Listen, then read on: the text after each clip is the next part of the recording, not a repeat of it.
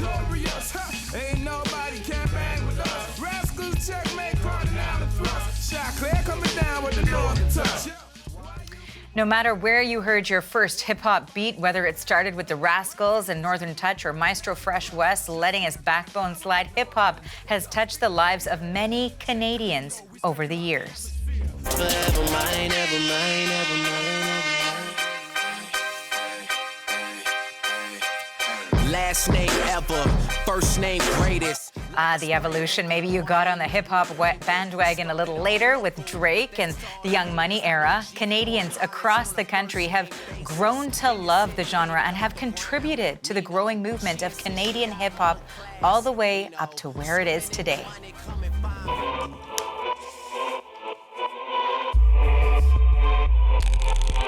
If I was taller, you would run from me, huh? If I wasn't ballin', I couldn't be a cup of tea, huh? I mean, what if Havaya Mighty became the first hip-hop artist to win a Polaris Prize. Whenever your love of hip-hop started, you, like many Canadians, have propelled it to superstardom and now get to celebrate 50 years of the genre and hopefully 50 more. Okay, so for more on the 50th anniversary of hip-hop, we are joined by Ryan Chung. He's a producer with Mornings on CBC Music and guest correspondent with songs you need to hear. He joins me now here in studio. I'm so excited for this conversation today. I'm super excited too, Arthi. Thanks for having me. Okay, so before we really dig into this, I want to ask you, and we were talking about this off camera, but let's talk about your favorite Canadian hip-hop songs. Favorite Canadian hip-hop songs. I mean, where to start? I mean, you already mentioned Northern Touch, the Rascals, Cardinal, Thrust, Chaclair. Even before that, Socrates, Father Time, who's going to be one of the headliners at this year's Manifesto block party. Shameless plug right there. But even before that, I know we talked about this off camera quickly. Devin, a lot of people don't remember 1991 was the year when Devin's Mr. Metro showed up on Much Music. For me, I was a little kid at that time, and seeing the sirens and not understanding what was happening until I got a little bit older and start to hear the message and the story. And so I would say, and I've been a champion of Devin. I've been a champion of him being one of the, I guess, forefathers. And then take it even back a little bit further, or farther back. Maestro Fresh West, Let Your Backbone Slide, or Drop the Needle. So I've been, I guess you can say, a child of hip hop and loving not just the braggadocious, the confidence, but also the storytelling. They've become like my modern day griots in a way, where they've been able to tell, you know, how culture is supposed to be, how we should feel, how we're seeing society, society and its elms. And so it's just a matter of no matter where you were, no matter who you are, no matter how old you are, you're always going to remember where you were when you first fell in love with hip hop. So that's for me. And it's such a diverse genre too, right? Because we're talking about artists winning Polaris Prize, and then Kendrick Lamar, you've got winning the Nobel Prize. So there's a lot there too. Right. You mentioned Much Music. Of course, a lot of us probably introduced to some hip hop watching Rap City. Rap City.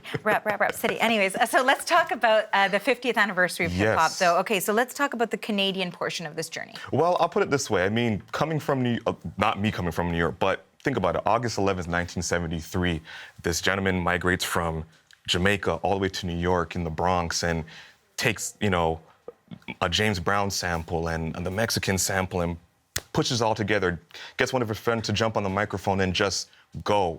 And so, as much as it was small to them, now we've seen this evolution. And so it's kind of trickled now down into, of course, Canadian territory.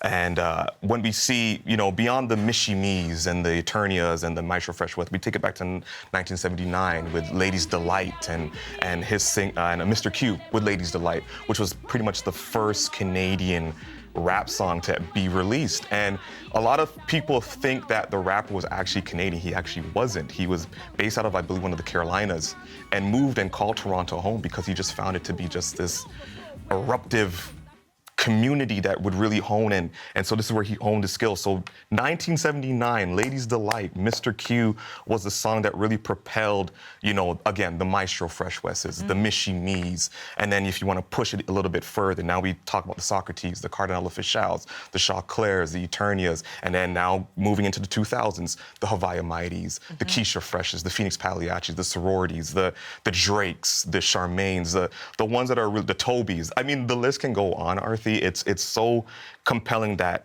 this little thing that was based in the Bronx, New York, has really influenced not just a culture, a community, but a generation. And we're seeing it 50 years down the line, and we're celebrating it today. So happy birthday, hip hop. So we looked at the, road before, the journey to this point. Now let's look ahead a little bit, because you listed off some of the just iconic Canadian artists, hip hop artists there.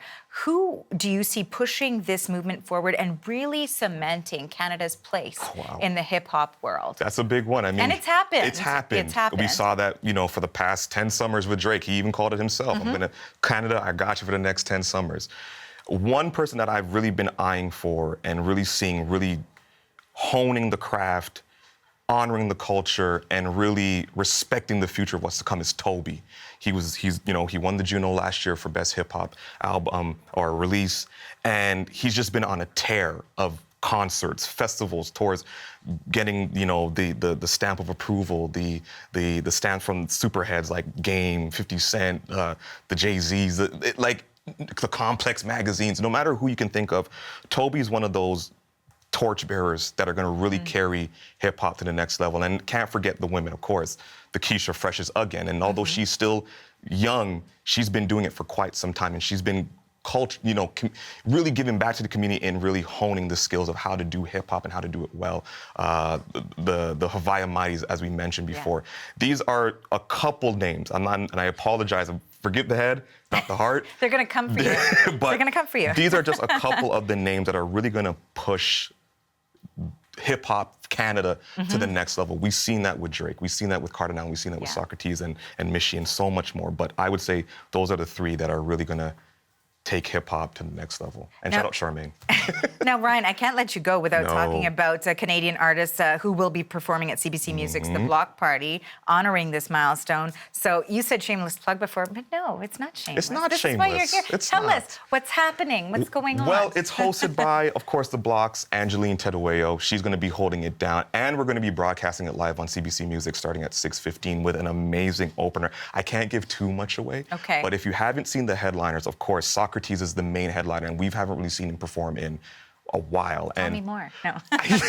You're trying to get me in trouble? We got Keisha Fresh on the list. We got Phoenix Pagliacci. We got, of course, the visionary how could I even forget Claremont II touching the stage? And then we'll take it even to the West Coast. Temia is going to be performing. Vince the Messenger. So there's a lot to consider coming down to Echo Beach in Toronto for the Block stage, specifically the Block stage, because it's going to just be a celebration of not only the past, the present, and the future, but just honoring hip-hop and say, hey, you changed our life, we are hip-hop, and we just want to give our flowers to you. So if you haven't got your tickets, head over to CBC Music. If you want to learn more, head over to CBCnews.ca or head over to MNFSTO.ca, MNFSTO.ca to get your tickets. It's still not too late.